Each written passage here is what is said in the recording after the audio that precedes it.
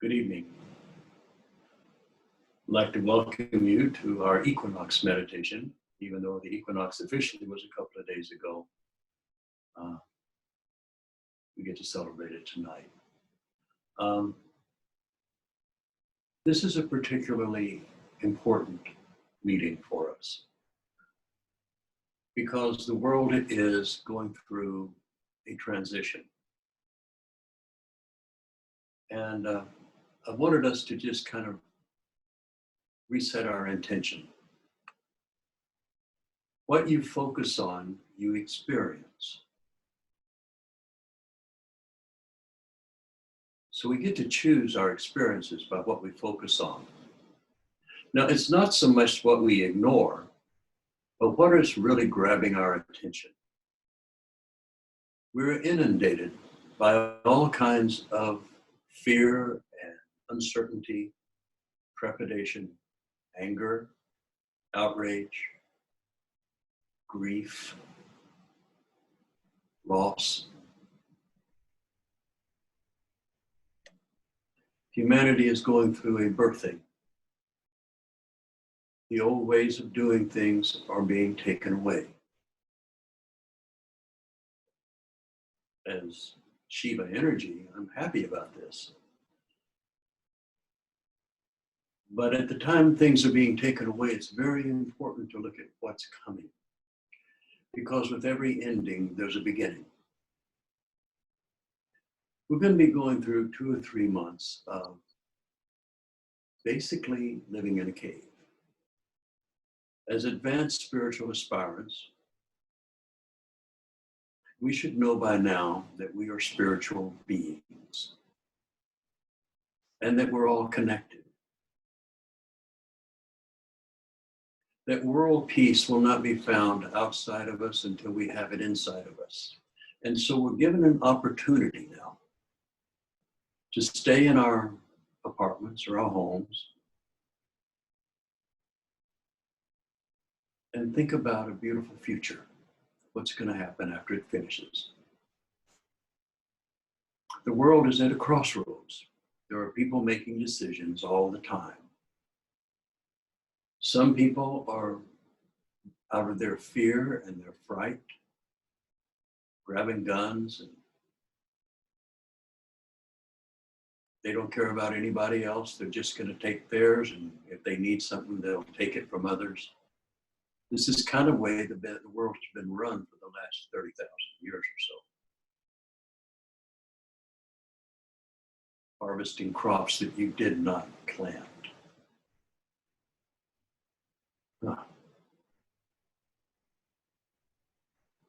An eye for an eye, tooth for a tooth. That's the old way. There's another way. Instead of just thinking about you and yours and your own needs, there's another way. And that is the Dharmic way. It is the Christian way. It is the truth. That what you do to other people, you're actually doing to yourself. How you're treating other people is how you treat yourself. For every action, there is a reaction. So on the other side of it, instead of it being just me and mine, it becomes we, all of us together, working together, helping each other.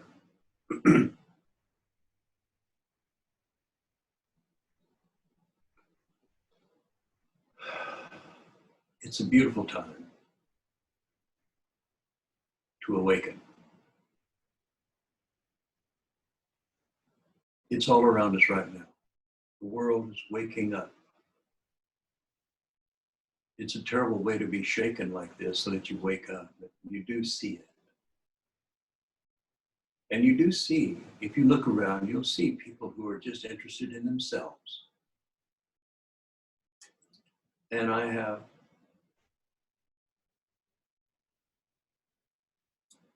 empathy and compassion for them. But that mental attitude, focusing on that, takes you down a path of misery and hell. This world right now is a hell world. Just get that.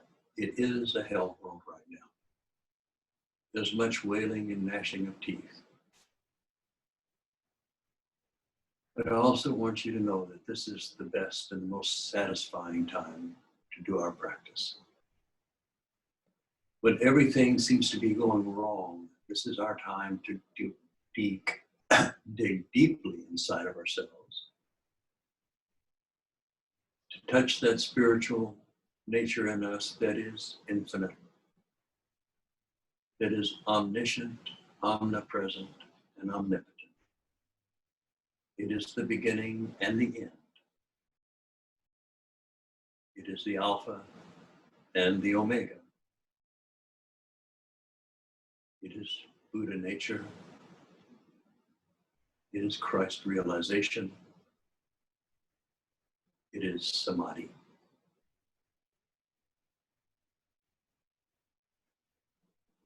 So in the next month or so, as you stay inside your little house or apartment, use this as a time, as a Buddhist retreat, a time to spend during the day and in the night too, to meditate, to seek the highest and the best.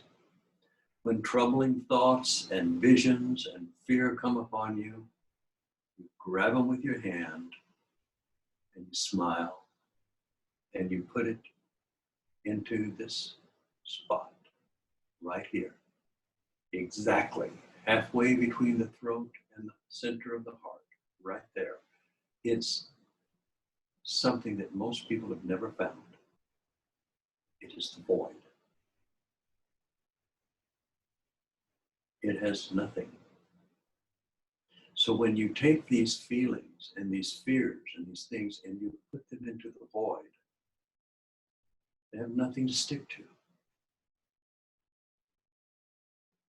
So they just dissolve into God. And in the place where that fear was, we fill it with unconditional love, realizing that everything is working perfectly.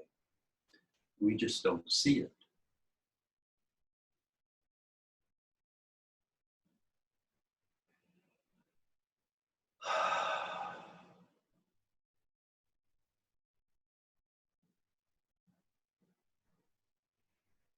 What you focus on becomes your experience. If you focus on the television all day long, watching how many people are being infected, how many people are dying, what's coming about with the economic collapse, what's going to happen with your retirement, what's going to happen to your family and your friends. You may even be facing death yourself. What are you focusing on? I know what I focus on. I focus on the fact that this will all finish, and after it's done, will be a new world. This is a birth.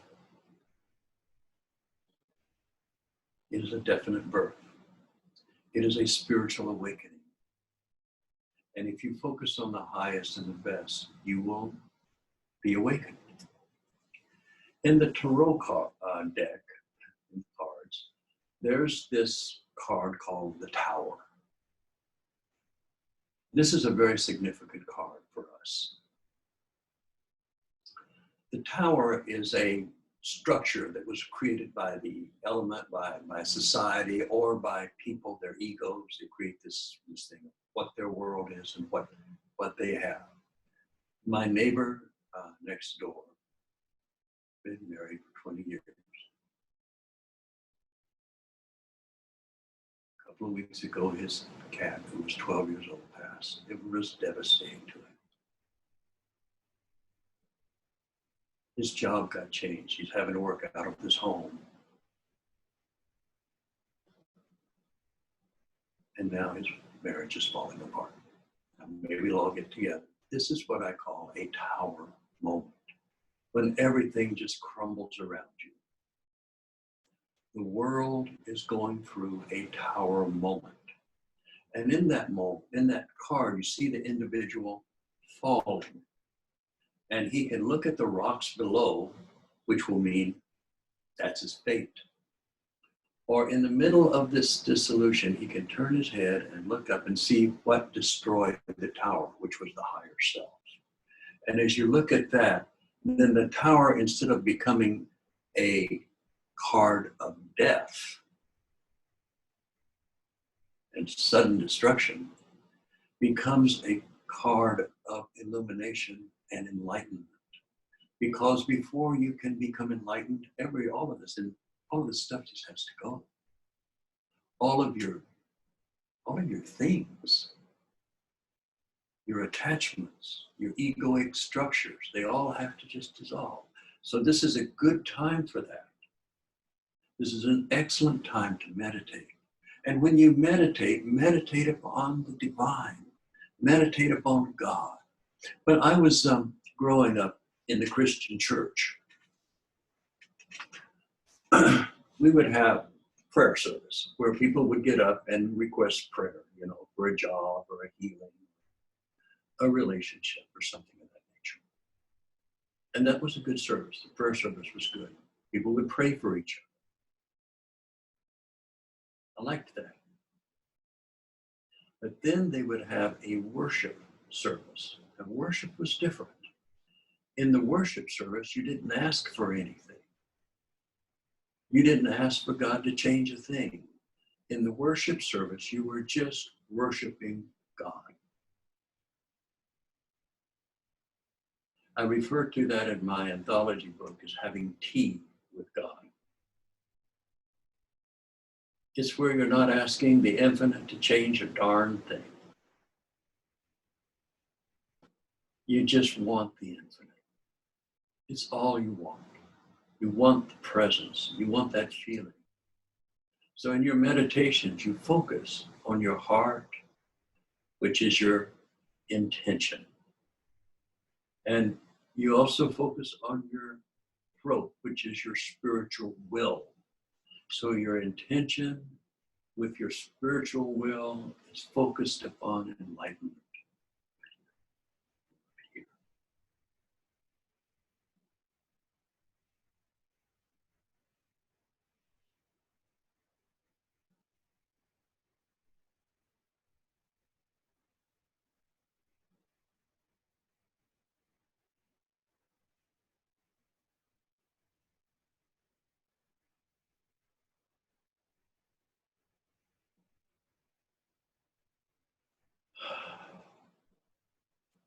So in your modern cave of your apartment, your hotel room, or wherever you're holding up during this time,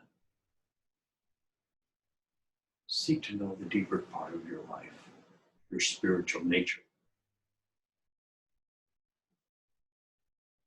Take all of the fears, all of the angers,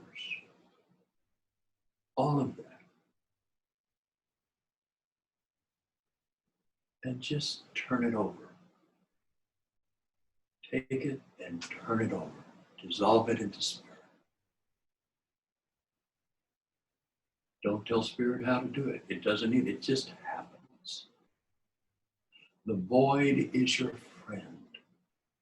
It is that gateway that takes you into your true nature, which is God nature, which is without beginning or ending, which knows everything, is all powerful, the Alpha, the Omega. It is unconditional love. It loves everything. And it loves without anything.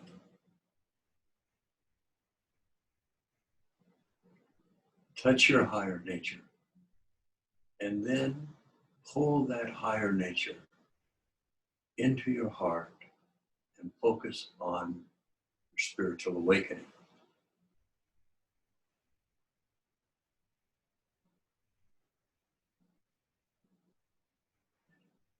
your physical awareness and your physical realities are really located from the heart down. In the lower chakras, we find like news, weather, sports, sex, drugs, rock and roll, politics, religion. I'm probably missing a couple, but that's our world. Family, occupations, education, social status, however you're defining yourself. But when we get up into the higher nature, we let those things go. These things down here are very, very transitory. They have a beginning, a middle, and an end.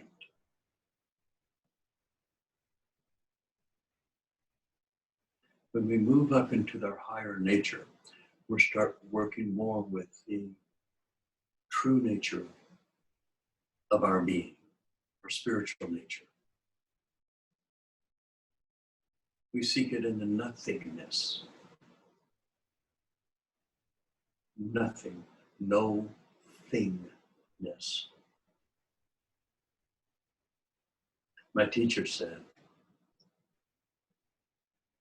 enlightenment was easy.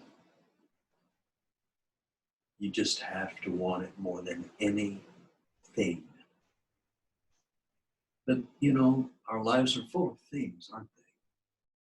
They're full of relationships and family and pets and jobs and furniture. We have all kinds of things. And all of those things will be left behind when you leave the body. But you will remain. So we need to find out how you are and who you are. And we do that through meditation.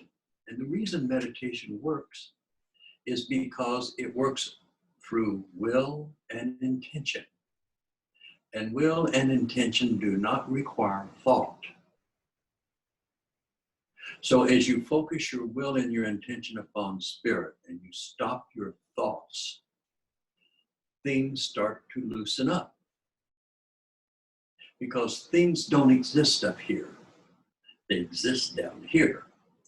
But they're always making their attachments to your mind and to your thinking. They're always attaching to you.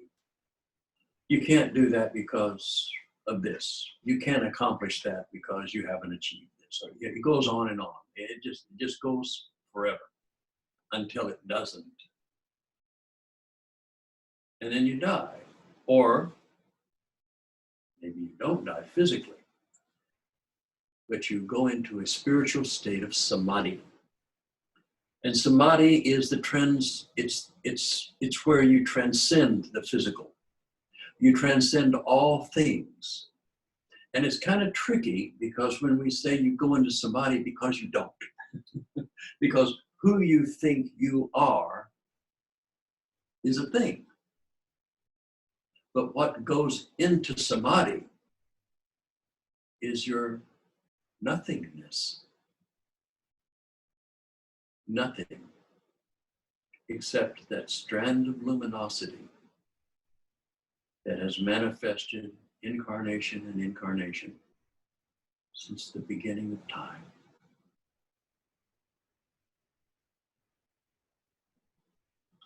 You're very old.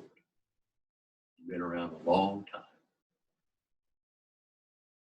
As a matter of fact, everyone you've ever met in this life, maybe even in passing on the street, you've known them in a past life. Everyone.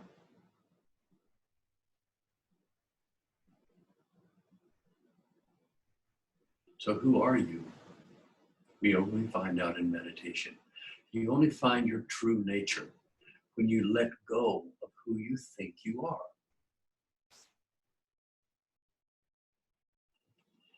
Back in the day, they had a t-shirt that said, meditation, it's not what you think. I like that.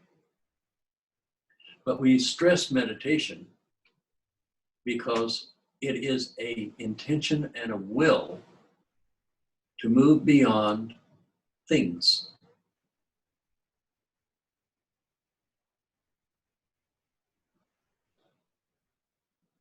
The world is going through a shakeup. It's on fire. There will be a lot of people cross over. And I guess it's their karma to do so. It may be mine. You know?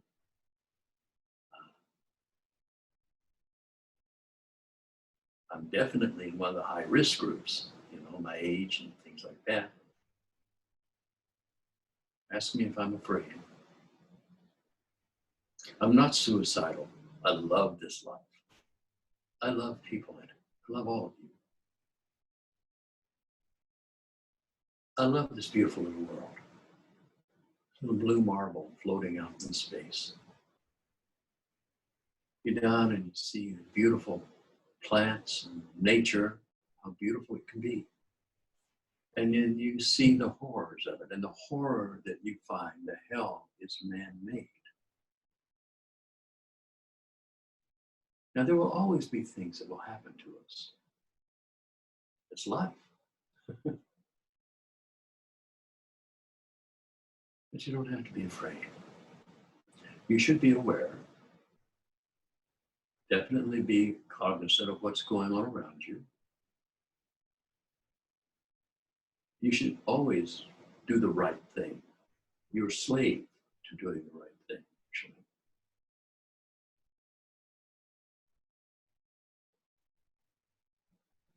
We do no harm to others. So the nature of this disease that's hitting the planet right now, you have 5 or 6 days, evidently, where you feel like you're not sick at all, but you're very contagious. So just stay in your apartment. Limit your time with others, and then at a distance. If it's your karma, if it's your time to go, you'll go. If it's not, and you get it, you might get sick. And in that sickness, you work off a little bit of karma. And then you really take care that you don't infect others. Be aware. And if you go, it's your time.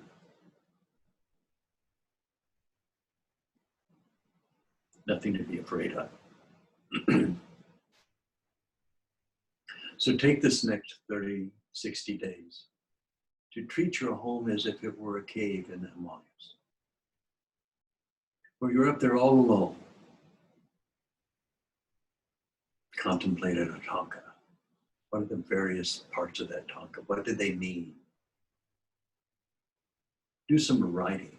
Write about your life. Write a biography.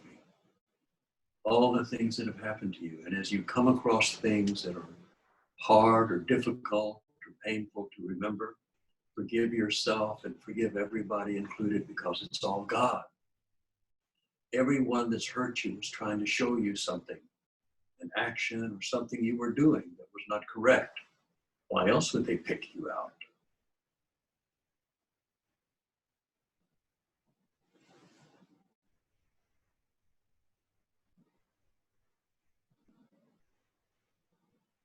Hopefully you're advanced enough to know that you're not a victim, that there really isn't any such thing as a victim. You are an eternal being. Over the various incarnations and in this incarnation, you have created karmas out of your ignorance. Ignorance comes out of not being aware.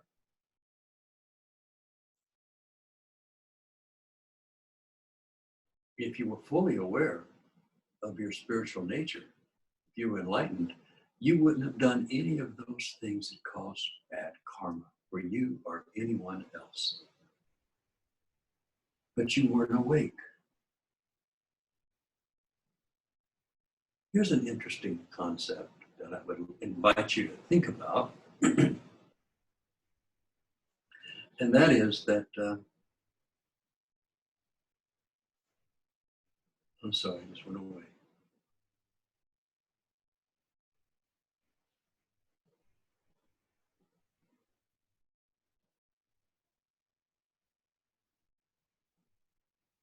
So let's try this again.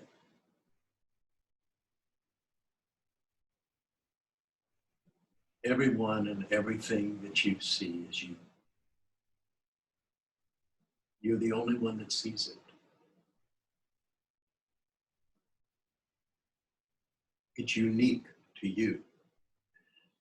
Your view of God, your view of heaven, your view of hell, your view of politics and religion and family and friends, your view of nature, your view of the cosmos, your view of everything is your view and nobody else's. They all have their view. It really is you. The angers and the fears that you have are things that you have created out of ignorance, because angers and fear don't exist in enlightenment. What is there to be angry about? There's nothing to be angry about. There's nothing to be fearful of.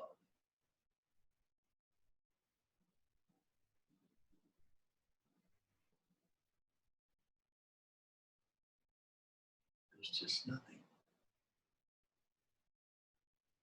Perfect, pristine creation, manifesting itself out of itself, pulling itself back in, complete transitory change. Dance of Leela, dance of creation, manifestation. And we, as sentient beings, in a dream of being separate from our source, have walked blindly through this life. We've been blind. Everyone's blind. No one has your point of view. We share it. Two people standing on a bluff looking down into a valley, and they see a rainbow that starts over that mountain and ends up in the backyard of a farmhouse down in the valley. They can see it. They're pointing to it and they're saying, I'm seeing the same rainbow as you. They can measure it, say, it's right in that backyard. They can see it. They totally agree, but they're not seeing the same rainbow. A rainbow is made up of a lot of drops of water, 1 billion drops of water, some an outrageous number. But each drop of water in the air is kind of circular. And so when the light passes through it, each drop of water becomes a prism that refracts the light in the different colors, creating the rainbow. So that the rainbow that I'm looking at and the rainbow that my friend is looking at are two different rainbows.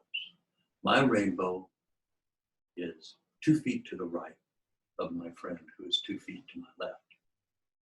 Completely different drops of water.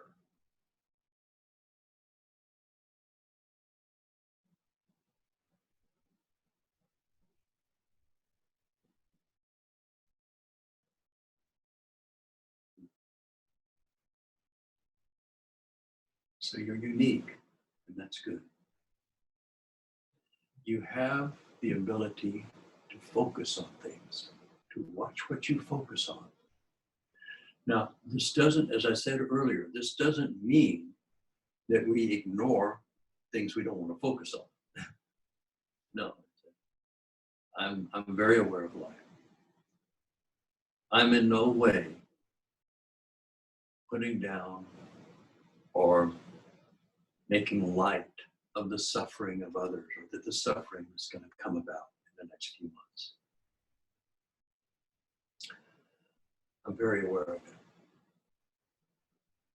So when I'm aware of those things, I am continually in my meditation, dissolving them into the perfect light of God, filling that space with love, and moving forward in selfless service. Selfless service is interesting.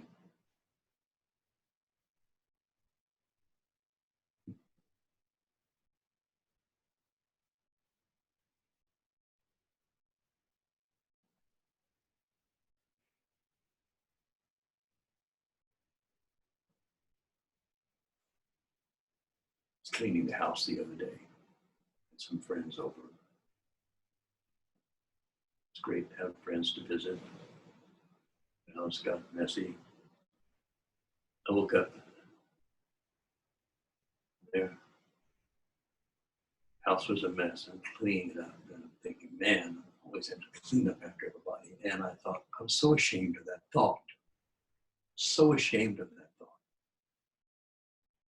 My higher self immediately said, what part of selfless service don't you understand? I don't care if nobody does it. If it's the right thing to do, you do it, and you do it with a happy heart because you're not disconnected from it. You're not disconnected from the world. You're not disconnected from your fellow human beings. You're not disconnected from their suffering. And you are not disconnected from enlightenment. It's a thing of waking up. Enlightenment isn't achieved, it's simply waking up. But waking up means that you have to get rid of a lot of things that are keeping your eyes closed.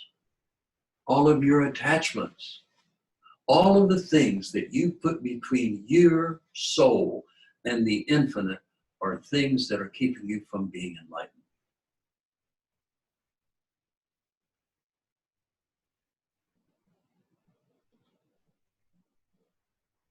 So it's very important in the upcoming times that we meditate a lot.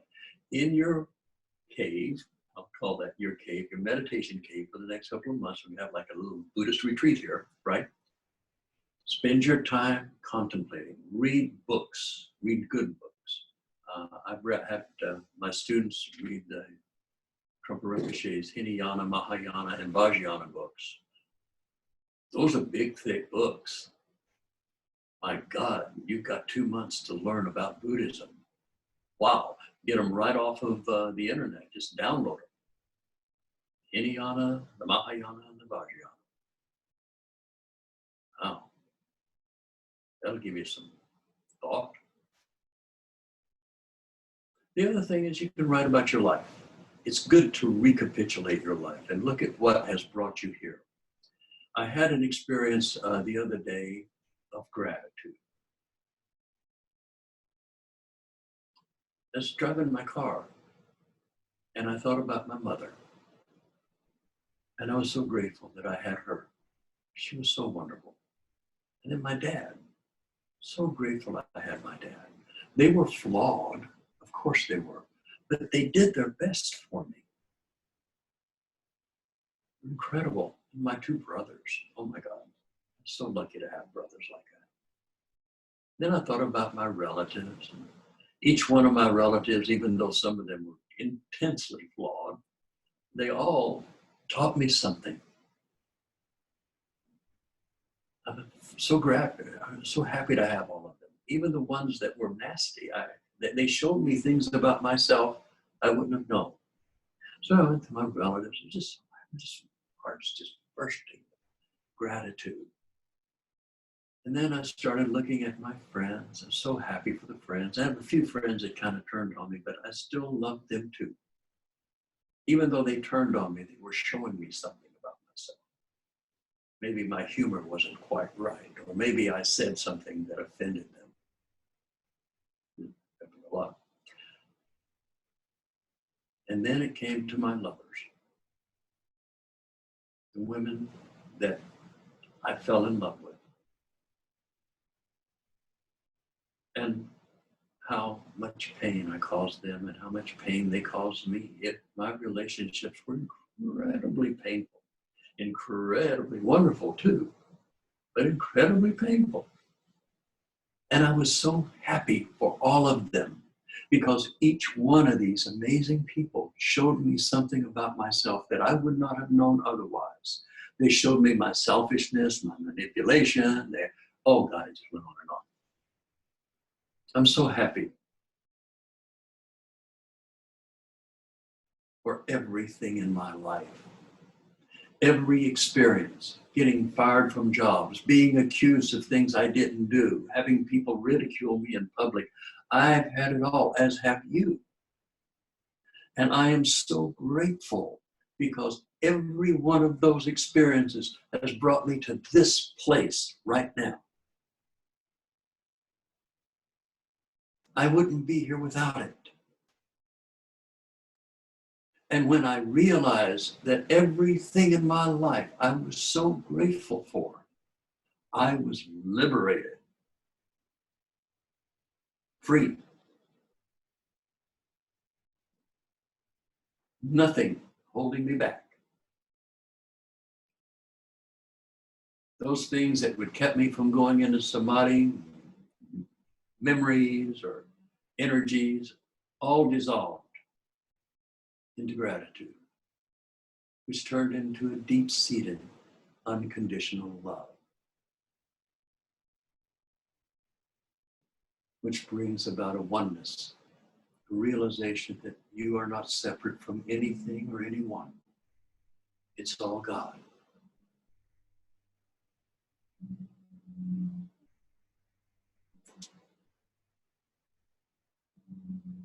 See?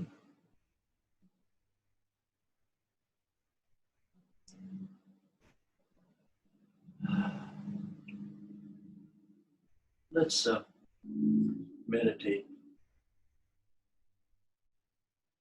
to some really sweet music. And I want you to just fill your heart with love and seek God, seek the infinite, seek your higher self.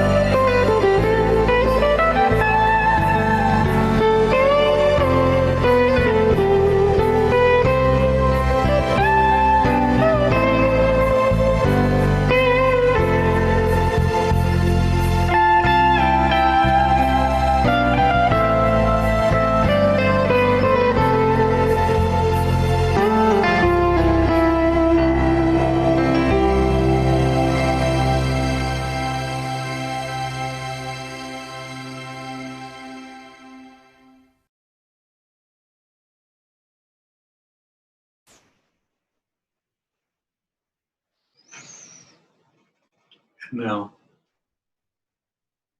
I want to just review a little bit of things, a few couple of things. During this time, use this moment when you're isolated to take advantage of that. Write about your life, the good, the bad, the ugly. Meditate. Meditate on spirit. Contemplate. Read beautiful books. Watch inspiring movies. Cause you to think. Visit with each other. Call up your friends. Call up your relatives during this time. Tell them you love them. You may not survive. Get it cleaned up. They may not survive. My gosh, don't let this go by that you don't tell them you love them and that you forgive them and ask for their forgiveness. Why not? You got too much pride? I'm sorry. It just astonishes me that you would think that. And so we have prayer and contemplation. The last thing I want to talk about, meditation and contemplation. The last thing I want to talk about is prayer. Prayer is many times confused with casting spells. Kind of a voodoo type thing in a good way. But my mother was she was known for her prayers. And as a little boy, I watched her pray. She was very advanced. Something would happen. A relative or a friend would be going through a very bad situation. And Mom would say, I've got a burden. I've got a burden for a relative. I've got a burden. And I'm so in touch, so much empathy with what that person is going through that it just made her want to cry. And so we lived right across the street from the church, of course, when I was a little boy.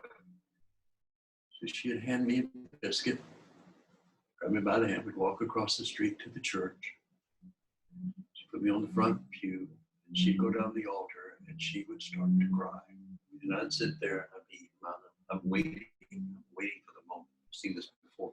I'm eating my biscuit, taking a bite of the biscuit, and I'm watching.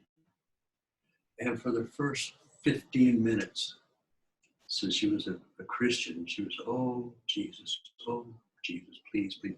She was begging and beseeching that my relative would come to their senses or be healed. She just felt all of that pain, all of it. And I would wait. I said, I'm watching her cry, tears come down her line, but she was just so focused on the spirit, And then her countenance would change.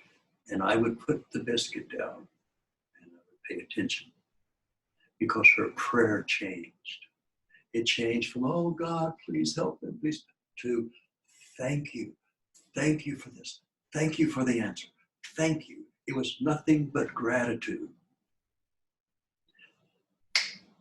From a Buddhist point of view, she was caught up in the effect.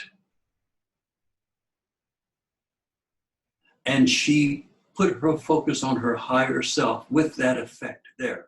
And she dispelled the ignorance within her own heart to where no matter what it was out there that she felt so burdened by, she felt in her heart that it was taken care of. Inside of her, it was done. That's what prayer is. Not trying to change things out there, but changing it inside of you. When you get rid of the anger, when you get rid of the fear, then you will radiate the truth. It's not casting spells. It's not having them change. It's having your experience of that move into spirit so deeply that it disappears. So prayer is very, very important during this time, that we take these energies, these fears, these angers, these upsets, the feeling of hopelessness and not knowing what to do. And we consciously pull it right here and hold it and give it over. Let it dissolve. It's inside of us. I'm looking at things wrongly. I am suffering. I'm feeling anger. I need to let it go. And as I let it go and just let it dissolve into spirit,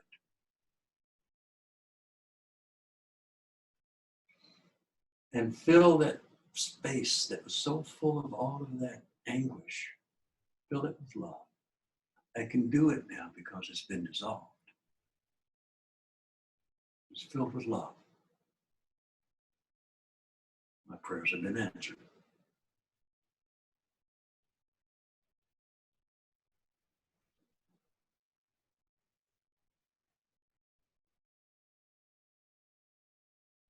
Christ said, my kingdom is not of this earth. If that were so, I would have told you. So, love each other. Care for each other. Reach out to people during this time. It'll be over soon.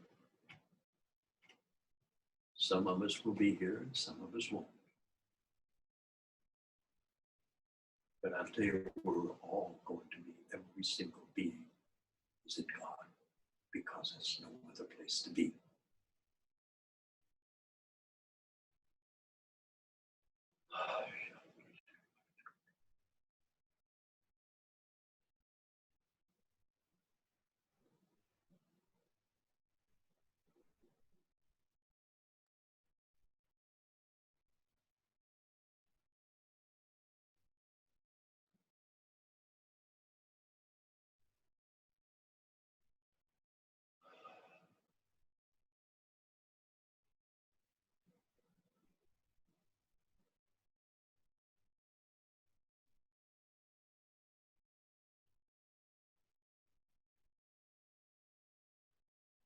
Care for each other.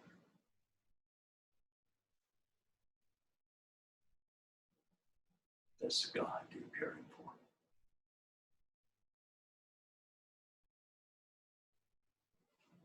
Namaste.